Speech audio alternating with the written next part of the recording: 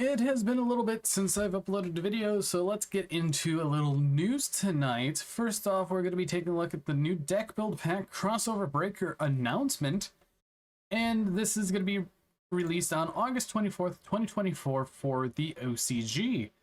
This deck build pack will have 3 brand new decks as always, and as you can get the boxes and build the new decks from it, and we have new cards, and cards with good synergy will also be reprinted.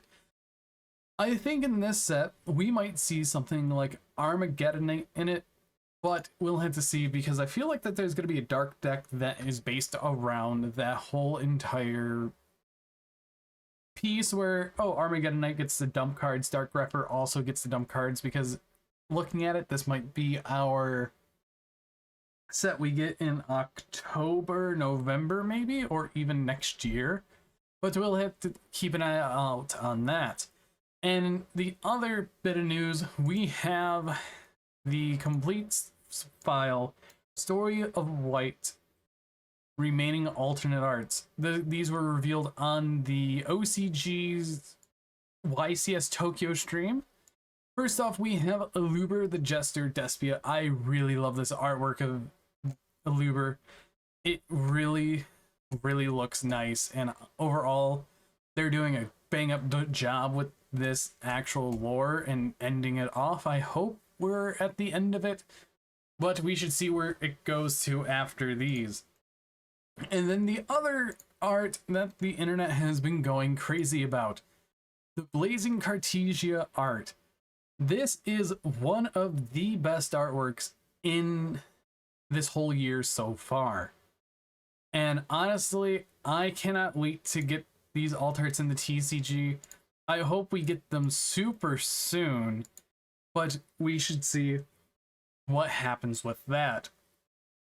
Overall, tonight's news is pretty good. We also have other things that we can look at, like some of the national qualifier sleeves and playmats that they gave out, being Slife for the Sky Dragon, all of it.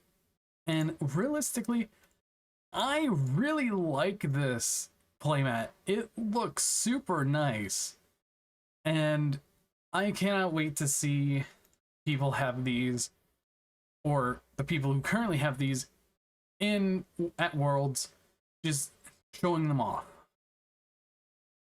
Overall, YCSJ was very great. Congrats to the person who took first place, which I can pull up real quick here. This lovely gentleman playing Voiceless Voice, he went 15-1. He lost one duel in game 1, and he won out for the rest. Overall, I am very happy seeing Voiceless Voice taking first place at a YCS, especially a Japanese YCS, since this is one of the lesser extent decks that there is. Currently, if we look here, it's in the top 5 on the pie chart, but realistically, I think that is pretty nice. And as we can see, they have a world record for the most entrants in a trading card game tournament. This broke Magic the Gathering. They had 8,000 people win, but only 7,443 show up. So there is that, but still a new world record is pretty amazing to see. And we can see here is the deck breakdown for day 2, and it is 35.8% Tempai Dragon. I don't know how I feel about seeing Tempai Dragon up there that much for the OCG, because it definitely looks like the super dominant deck. And as we can see, it goes to Snake Eye Fire King. One person was on Fiendsmith Snake Eye Fire King. We had the 12 Voiceless Voice, 9 Ubel, 9 Snake Eye. As you can see, Fiendsmith is everywhere. Fiendsmith here. Gimmick Puppets, 2 of them were on Horus. We had Whitewoods on Centurion, Toy, and Toy Fiendsmith. Chimera is on Horus, Fiendsmith. And we even have a Millennium engine popping up, because that is such a interesting engine. It gives you free bodies, which honestly is pretty pretty nuts. And let me pull up this list that I saw, because it was kind of crazy looking at it. And honestly, this is the Fiendsmith engine, as you can see, with the 3 Fiendsmith monster of Fabled Lori, and the 5 main deck Fiend or Millennium cards, because they each summon each other out of the spell and trap card zone for 2,000. But that's fine in a deck like Snake Eye, because they can constantly play stuff in the spell and trap card zone, so you can summon them off of the field spell, which can come up quite a bit.